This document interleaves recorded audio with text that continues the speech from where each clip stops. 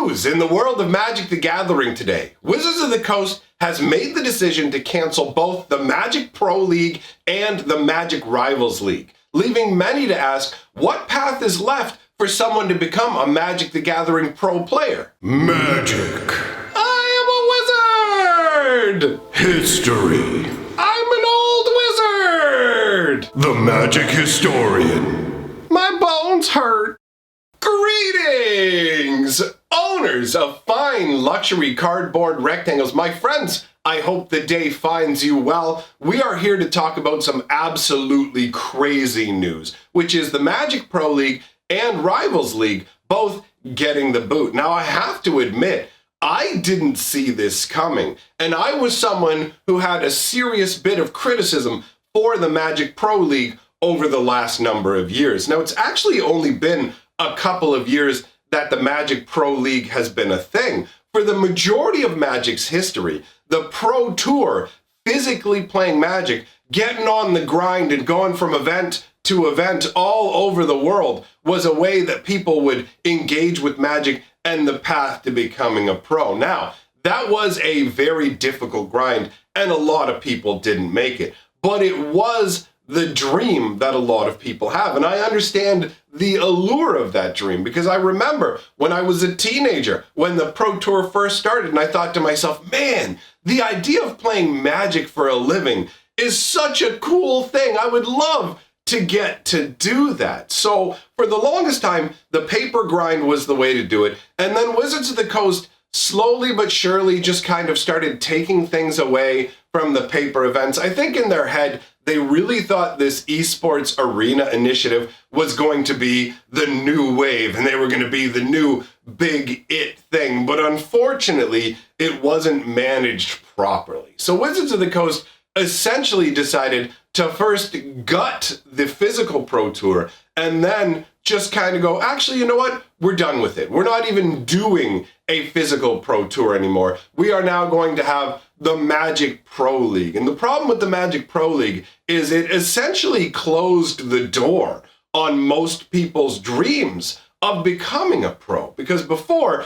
they had all these different events that you could get into and you could work your way up the ranks. You know what I mean? You start in like the minor leagues and you move up to the major leagues until you're one of the top big boys. And it's like, everybody knows who I am. I'm one of the big Magic daddies. But then they came along and went, okay, we're establishing the Magic Pro League, where they basically hand-selected a bunch of people to be in this league and go, okay, here's your new Magic Pro League. And a lot of the people they started with were well-known Magic players that were pretty good at the game, right? So it made sense, the ranks that they had in there. However, one of the problems they ran into is there was no real clear path to get into the Magic Pro League. So it was like this club that they had created for select people, and everyone was just like, wait, how do I get into the Magic Pro League? Where is my path into it, right? So after a while, Wizards of the Coast finally decided to create the Rivals League and try and be like, okay, you know what, make it into the Rivals League, and then the Rivals League and the MPL will face off, and people who have done well in the Rivals League will move up to the MPL, and people who have done poorly in the MPL will be relegated down to the Rivals League.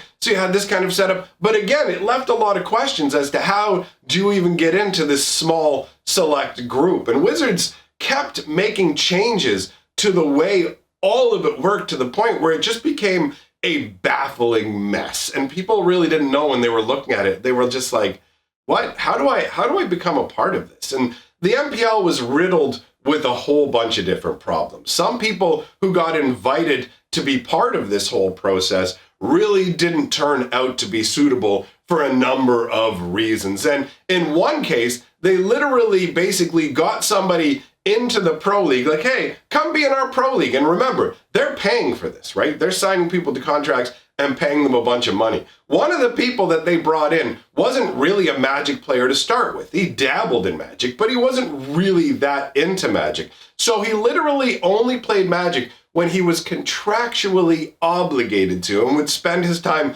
playing other games instead of really hyping up Magic, which isn't a good look when one of your high-level pros really doesn't want very much to do with the game unless you're literally legally forcing them into it, right? So that's not a good look. the MPL was not run very effectively. It was this idea they had in their head where they're like, we'll have a Magic Pro League and people can aspire to be into it, but we're not actually going to create a path where it feels like you can get into it. It didn't feel like there was any journey to the top for people. And on top of that, the MPL wasn't really this mass driver of esports enthusiasm that they were hoping for. Now, that's not to say that nobody engaged with this content, because there are certainly people who want to see high-level Magic play, right? But Wizards of the Coast didn't really put the effort into making the MPL this big thing. They didn't bring in things that a lot of esports have, right? They don't have any spectator mode for Arena. They don't have the ability to reconstruct games that have fallen apart or anything like that. There's no backups. Like,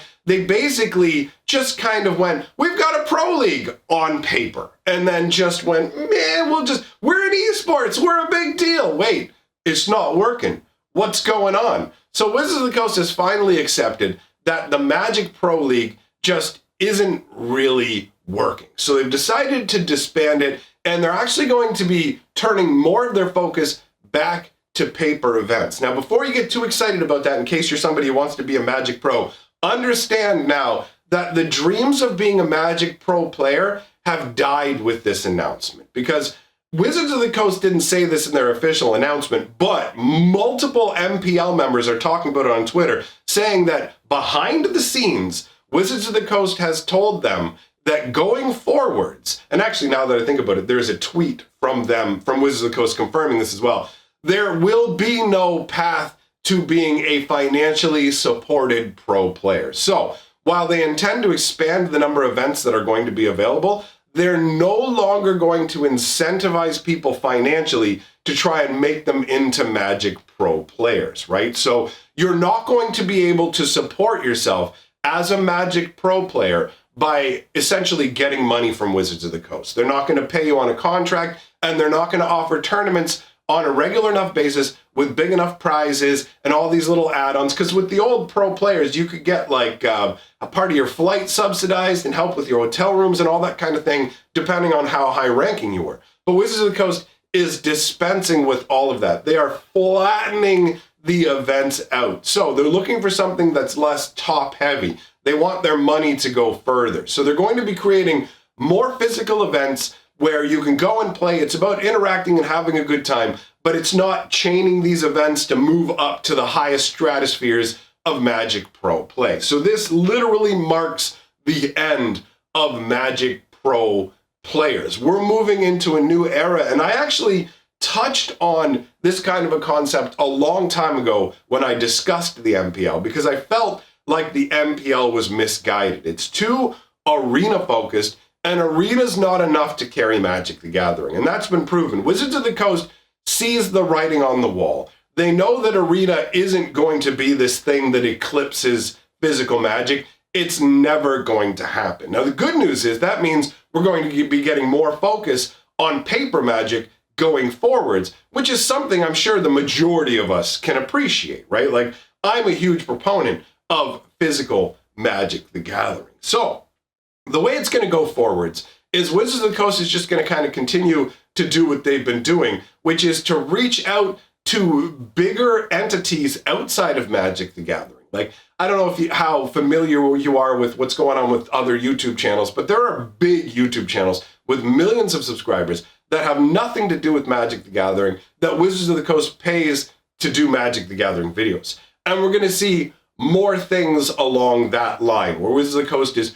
reaching outwards to other options. So really, ultimately, this is a bad news, good news situation. The bad news is, if you've ever wanted to be a Magic Pro player and wanted to be able to bankroll yourself purely by playing Magic and being paid by Wizards, those dreams, they're dead. The good news is, you can still make a living off of Magic the Gathering. You can still be a high-level player and make bank, but it's just done differently now. All you have to do, and I'm not saying this is particularly easy, because it's not, but this is open to everybody. All you have to do is just build your own following, right? Like I said back when the MPL was originally conceived and they kept changing the rules around and bringing people in and having all these problems, that they should just dispense with the idea of a Magic Pro League, and they should have the MEL, the Magic Entertainer League or the Magic Creator League, right? And this would be a league. Now, this isn't what Wizards is doing, but this was the idea that I had. This would be a league where you would take a bunch of well-known creators who have already established their presence and have a following, and you have them play off against each other. I'm not trying to knock pro Magic players because their skills are really high, but let's be very real. There's a lot of them that are also very, very dull. Like when it comes to Twitch streams and things like that, I've got a dirty little secret. I watch really small Twitch streams. I go to Twitch streams where people are playing Magic and there's maybe 5 or 10 people in the stream because I just want to see somebody who's having a good time goofing around with Magic and whatever. I'm not interested in somebody who's so focused on playing the game and so focused on making perfect technical plays that they don't really interact. They don't really showcase their personality. None of that resonates with me. Now, that's a personal taste sort of thing. And I'm not saying that applies to everybody. But what I'm trying to say is there's a bunch of people who play Magic on very high levels who aren't engaging individuals. And it doesn't make for compelling viewing. It just, I mean, Magic tournaments have always kind of been a niche sort of thing, but I feel like they've become even more niche in terms of watching the high level play and people feeling disconnected from it by not having any opportunity. It doesn't feel like, wow, these are people playing in an event I could play in. It's like, these are the chosen on high individuals who will have something I will never have. And that closes the door. The aspirational nature of the Pro Tour was part of what made it work, right? Like originally Wizards of the Coast used it as a marketing tool where they even had pro player insert cards. And I always thought when I saw them, I'm like, man, these guys look goofy on the card. But there's always a small party as well that goes, even though they look goofy, it's pretty cool to be acknowledged on this level by the game. You're literally in the booster packs. And you gotta know that that is really, really cool, right? So Wizards of the Coast needed that. That was a great way to promote and like get people aspirational about Magic. But now that's been supplanted. Now it's really become a creator.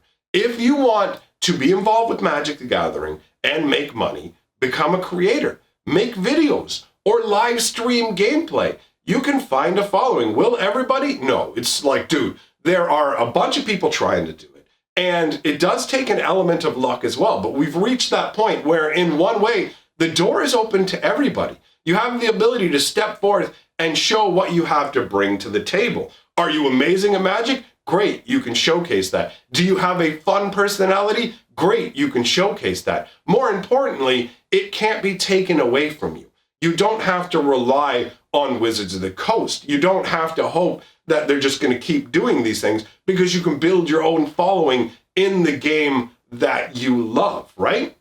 So who knows, in the future, maybe Wizards of the Coast will warm up to the idea of a like creator events. I doubt there'll ever be a league the same level as the Magic Pro League, but there's no reason not to have some kind of just one-off event where you take a bunch of popular creators.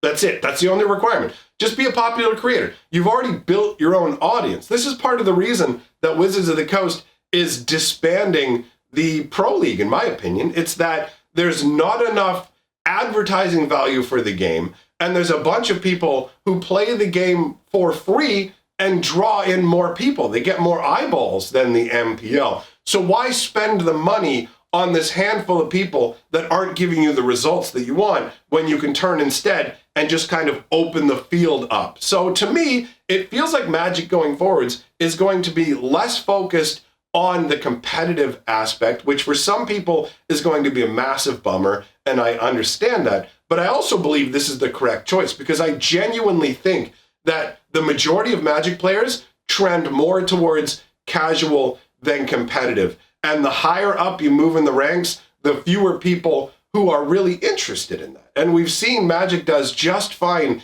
in terms of paper Magic, even when people aren't able to go out and play in organized tournaments. So this sort of structure isn't actually required. So again, I feel bad for the people who have lost out in this scenario and feel like their path to being a pro, working for Wizards and making that money or whatever, that dream is done. But the good news is the doors are wide open and you can make your own path with your own choices. You're no longer beholden to this very strict path you have to walk.